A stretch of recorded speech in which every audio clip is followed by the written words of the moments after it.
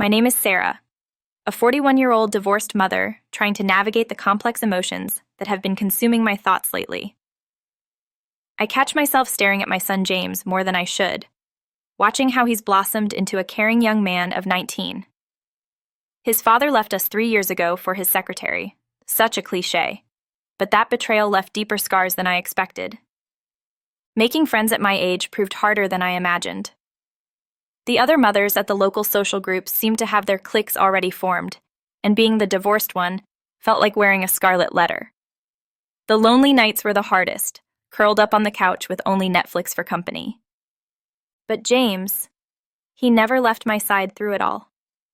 While other teenagers would be embarrassed to spend time with their mother, he'd bring me coffee in the mornings, ask about my day, and even started cooking dinner twice a week. "You deserve to be taken care of too, Mom," he'd say. Those warm brown eyes, so like his father's, holding nothing but pure love. I found myself looking forward to our evening talks, when he'd sit close beside me on the couch and share stories about his classes or work. Sometimes his leg would brush against mine, and I'd feel a flutter in my chest that both thrilled and terrified me. The way he'd absently play with my hair while we watched movies made my skin tingle in ways that kept me awake at night, wrestling with guilty thoughts. Last week, he hugged me after I had a particularly rough day at work. His strong arms wrapped around me, and I breathed in his familiar scent, a mix of soap and something uniquely him. I held on longer than I should have, feeling his heart beating against my chest. When he whispered, "I love you, Mom," I nearly broke down from the conflicting emotions surging through me. I know this growing closeness between us walks a dangerous line. Sometimes I catch him watching me too, his gaze lingering just a bit too long when I wear certain outfits. There's an unspoken tension building in our little household, like electricity before a storm. These feelings, they're not what a mother should feel, but my heart races whenever he's near, and I can't help but wonder if he senses it too. It started innocently enough when James told me he was having a girl named Amber over to study. She was pretty in that stereotypical college girl way. Bouncy blonde hair, tight clothes, and a giggle that grated on my nerves, though I couldn't explain why. "Just working on our biology project, Mom," he'd said, but the way Amber kept touching his arm made my stomach turn.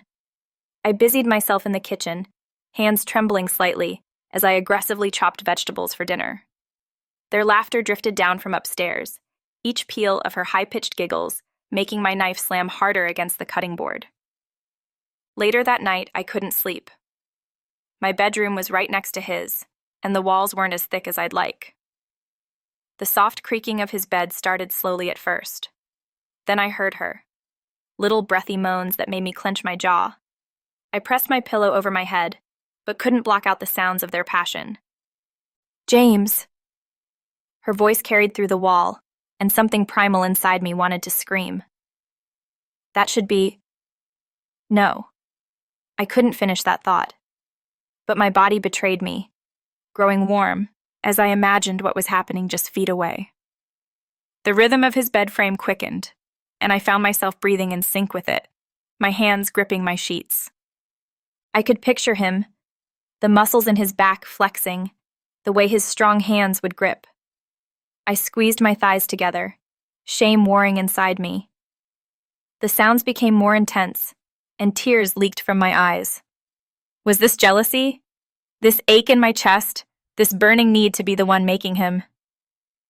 The house fell silent except for my ragged breathing and hammering heart. The next morning, I couldn't look at him during breakfast. Amber had left early, thank God, but the memory of those sounds haunted me. James seemed to sense something was wrong. "Mom, are you okay? You seem off." He touched my shoulder, and I nearly jumped out of my skin. "I'm fine, just didn't sleep well," I mumbled, hyper-aware of his hand still resting on me. "The walls are quite thin, you know." His face flushed red, and something flickered in his eyes. Embarrassment? Guilt? Or something else? "I'm sorry, I didn't think..." "It's fine," I cut him off, pulling away. "You're young, it's natural." But the words tasted bitter on my tongue.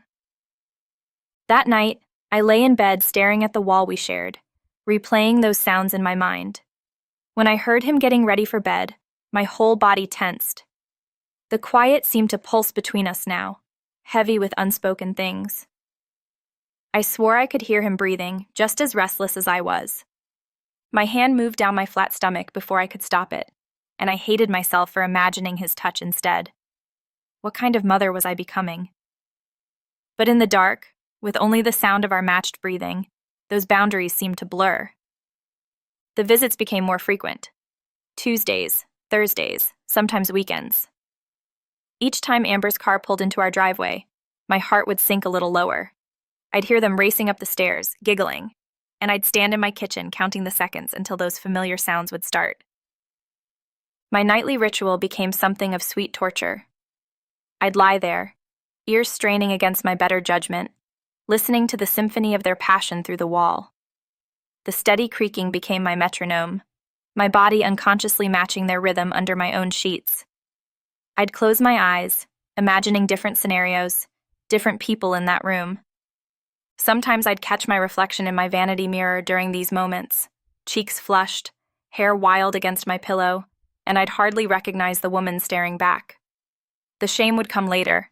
It always did. But in those dark moments when their sounds filled my bedroom, I couldn't help myself. One particular night, their enthusiasm seemed greater than usual. I heard Amber's breathless voice. "Your mom's not home, right?" "She's at book club," James replied, and I felt my chest tighten. I told him I was going out but had come home early, unable to focus on anything else. That night, their usual restraint vanished. The headboard knocked against our shared wall with abandon. My fingers traced patterns on my skin as I matched their pace, my other hand clutching my pillow to muffle any sounds that might escape. The rhythm grew faster, more urgent, and I bit my lip hard enough to leave marks. Later, I'd hear Amber leaving, her car starting in the driveway.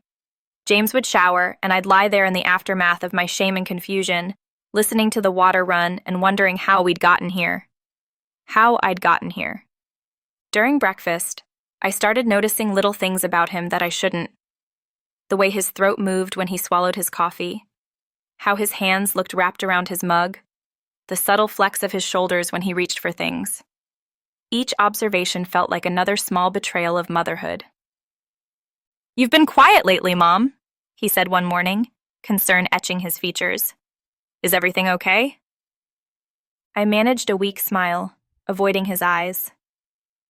"Just having trouble sleeping," I replied, knowing he had no idea how true that was, or why. The next time I heard Amber's car pull up, I took a long shower, turning the water up loud enough to drown out any sounds from next door. But even then, my mind filled in the blanks, and my hands wandered of their own accord. Our weekend in New York started innocently. James had surprised me with tickets saying, "Mom, you deserve something special." The autumn air was crisp as we walked through Central Park, golden leaves dancing around us. I felt younger somehow, lighter, especially when he offered me his arm like a gentleman. "Yeah, remember when we used to watch Home Alone 2 every Christmas?" He smiled, guiding me past the Plaza Hotel. "You always said you wanted to see New York in person." His thoughtfulness made my heart swell. We spent hours at the Met, his hand occasionally resting on the small of my back as he guided me through crowded galleries. I wore a navy blue dress that made me feel pretty for the first time in ages, and I caught him glancing at me when he thought I wasn't looking. The restaurant he chose was intimate, candlelit tables and soft jazz playing. "You look beautiful tonight, Mom," he said softly, pouring me another glass of wine. The way he looked in his fitted suit made my cheeks flush, or maybe it was the wine. We talked for hours, really talked, about everything and nothing. When we arrived at the hotel, his face showed genuine distress. "Mom, I'm so sorry. There's been a mix-up with the reservation. They only have one room left, with one bed." He ran his hand through his hair nervously. "I can sleep on the floor." "Don't be silly," I heard myself say, the wine making me brave. "We can share. It's not like when you were little and would crawl into my bed during thunderstorms." The room was beautiful, with floor-to-ceiling windows overlooking the city lights. We took turns in the bathroom, and I changed into my silk nightgown. longer than usual, but still making me feel exposed somehow. The tension was palpable as we lay there in the dark, both pretending to sleep. I could feel the heat from his body, hear his breathing. The city lights cast shadows across the ceiling as traffic hummed below. "Mom?" His whisper broke the silence. "Are you awake?" "Yes, honey." The bed shifted as he turned toward me. I could feel his eyes on me in the darkness. "I need to tell you something." His hand found mine under the covers, and suddenly the air felt electric. Everything we'd been dancing around for months seemed to crystallize in that moment. As his fingers intertwined with mine, I knew we were crossing a line we couldn't uncross. "I know," I whispered back, turning to face him. The city lights illuminated his features softly as he drew closer.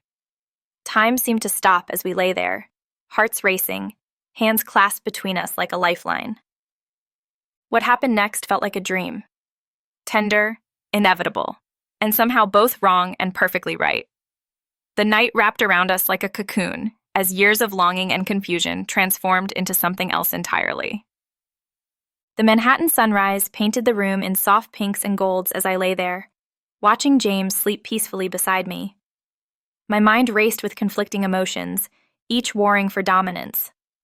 The warmth of his body next to mine felt both comforting and terrifying now that reality was creeping back in. Last night had been everything I'd secretly dreamed of during those lonely nights listening through the wall. But now, in the harsh light of morning, guilt crashed over me in waves. Not just about crossing that sacred line, but about Amber. Sweet young Amber, who had no idea that while she studied in the library, her boyfriend was.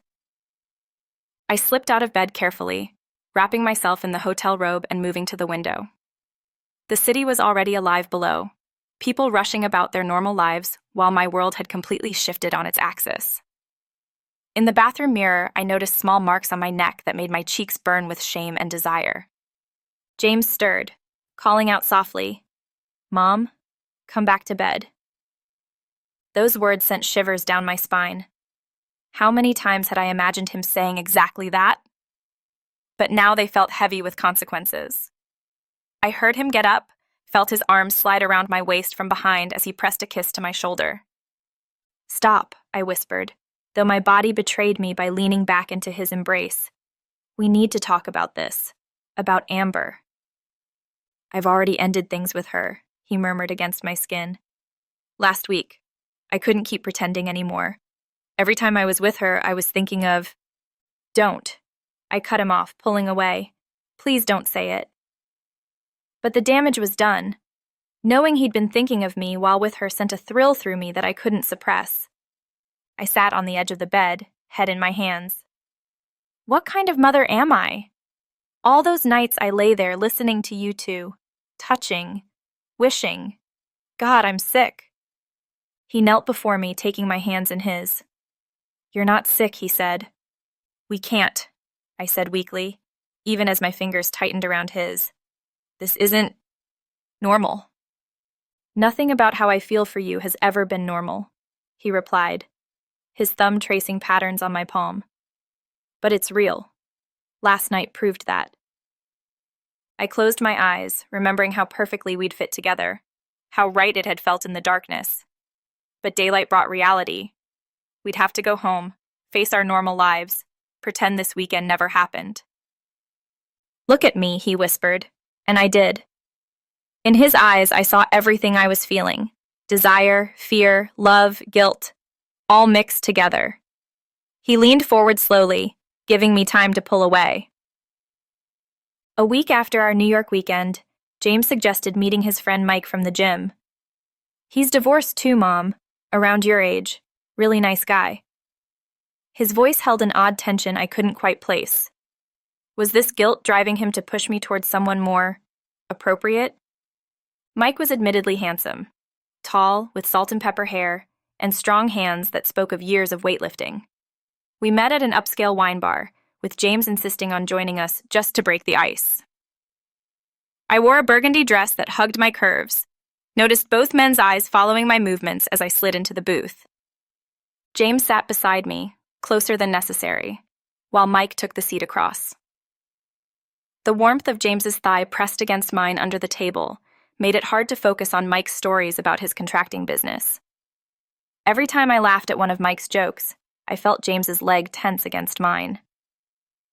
"Your son tells me you love Italian food," Mike smiled, his green eyes twinkling. "There's this great little place in the village." As he spoke, James's hand found my knee under the table, his thumb tracing small circles that sent shivers up my spine. I tried to maintain conversation, but my voice wavered slightly. "That sounds lovely." "Mom makes the best lasagna, though," James interjected, his hand sliding slightly higher. "Nobody's Italian compares." The evening continued like this, Mike being perfectly charming, while James touched me discreetly under the table, each touch becoming bolder. My wine glass trembled slightly when his fingers traced the hem of my dress. I could feel the heat rising in my cheeks, caught between Mike's attentive conversation and James's possessive touches. When Mike excused himself to take a phone call, James leaned close to my ear. "He's not right for you," he whispered, his breath hot against my neck. "I can see it in your eyes." "This was your idea," I reminded him shakily, very aware of his hand still on my thigh. "I know. I thought I could handle seeing you with someone else. But I can't."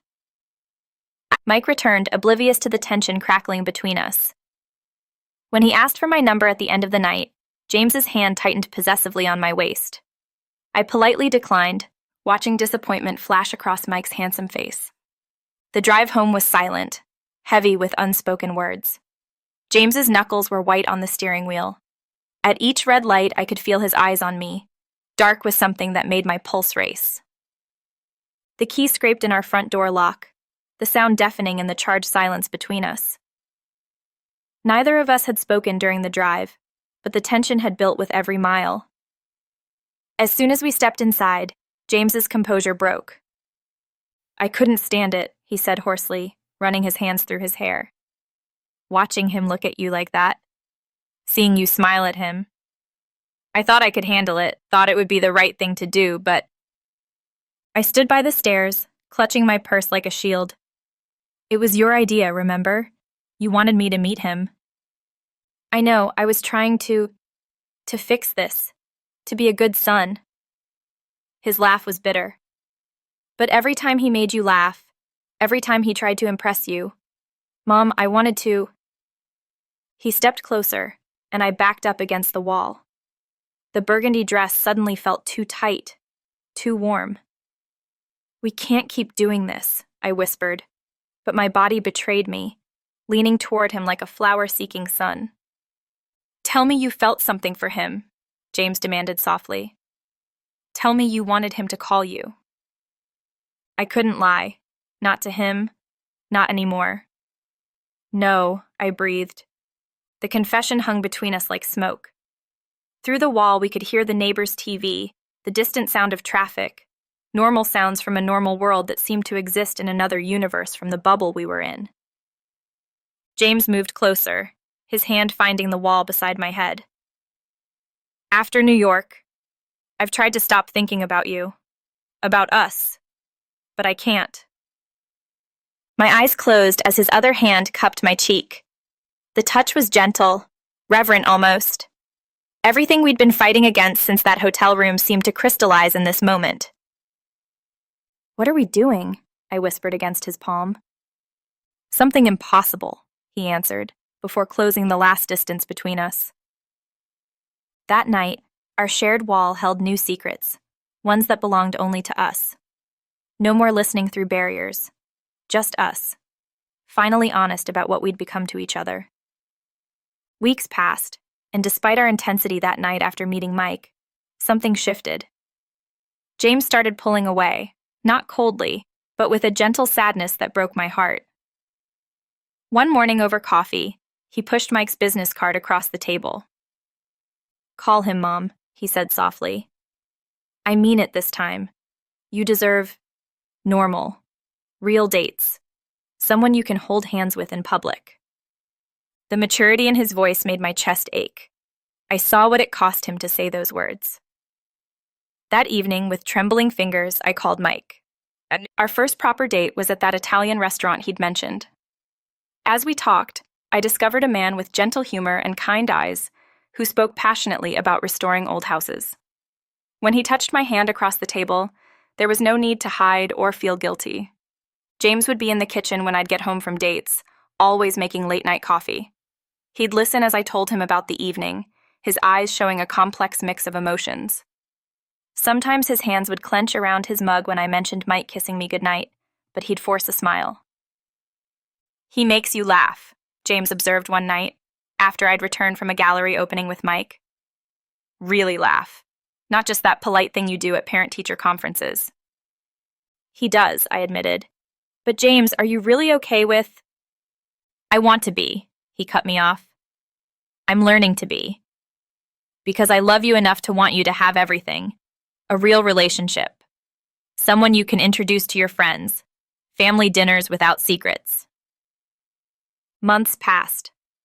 Mike became a regular fixture at our house. He'd join us for Sunday brunches, help James with car repairs, bring over bottles of wine I loved.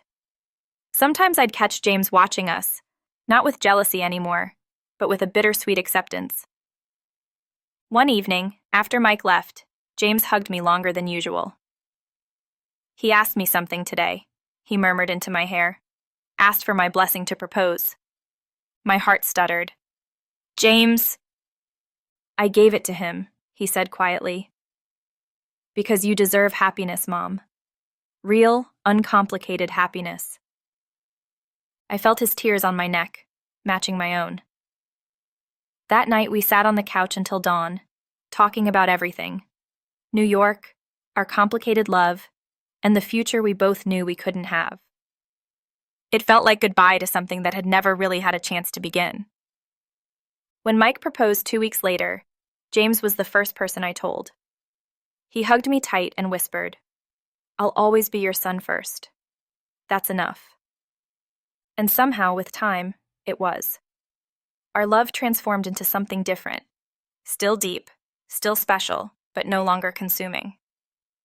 We'd always have New York, always have our secret chapter, but we'd found a way to write new ones. The wedding was intimate, held in Mike's beautifully restored Victorian home. James insisted on walking me down the aisle, a moment that held more meaning than anyone else could understand. His hand trembled slightly against mine, but his smile was genuine as he kissed my cheek and placed my hand in Mike's. During his best man speech, Mike had asked him, saying James was already like a son to him. James's voice only wavered once. "My mother deserves a love story for the ages. Today she's found it." Our eyes met across the room, both knowing he meant more than the guests could comprehend. Life settled into a new normal. Mike and I moved into his Victorian, just 15 minutes from James. Sunday dinners became our tradition, sometimes with James's new girlfriend Emma, a sweet kindergarten teacher who looked at him with pure adoration. Watching them together eased something in my chest I hadn't realized was still tight. One evening, after everyone had left and Mike was in his study, James helped me with the dishes. Our fingers brushed as I passed him a plate, and while the electricity was still there, it had transformed into something bittersweet rather than burning. "Are you happy, Mom?" he asked softly, his eyes searching mine. "I am," I answered honestly. "Different than I imagined. But yes, are you?" He smiled, glancing toward the living room where Emma's scarf lay forgotten on the couch. "Getting there. Emma. She makes the world brighter somehow." The years flowed by. I was there when James and Emma had their first child, a daughter they named Sarah. Holding my granddaughter, with Mike's arm around me and James beaming proudly, I felt the last pieces of our complicated puzzle fall into place. Sometimes, on quiet nights, I'd catch Mike watching me with knowing eyes. "You and James," he said once, "you have a special bond, different than most mothers and sons." His tone held no accusation, just understanding. I wondered if he'd always known something, sensed it somehow. "We do," I replied carefully. "But it's you I choose, every day." He kissed me softly. "I know." On my 60th birthday, James gave me a small package. Inside was a snow globe of New York City. "For the memories," he whispered as he hugged me. Mike smiled, thinking it was just about that first mother-son trip years ago. That night, after the party, I held the snow globe up to the light. The tiny flakes swirled around the miniature city, and I remembered that hotel room, that single perfect night when we'd allowed ourselves to acknowledge what lay between us. But like the snow in the globe, some things are meant to settle. What remained was deeper than passion, a love that had evolved into something pure and unconditional. James and Emma had 3 more children over the years. I became grandma, and Mike became grandpa, and our house filled with toys and laughter. During family gatherings, I'd sometimes catch James's eye across the room, and in those brief moments, we'd share a silent understanding that New York would always be ours. But this beautiful, complicated, ordinary life we'd built was exactly as it should be. Some love stories aren't meant to be lived. They're meant to transform us, to teach us about the depths of our hearts, and then release us to find different kinds of happiness. James and I had our chapter, written in secret and sealed in memory. But the story that followed, with Mike, with Emma, with grandchildren, and Sunday dinners and simple joys, that was the one we were meant to live. And in the end, that was enough, more than enough. It was everything.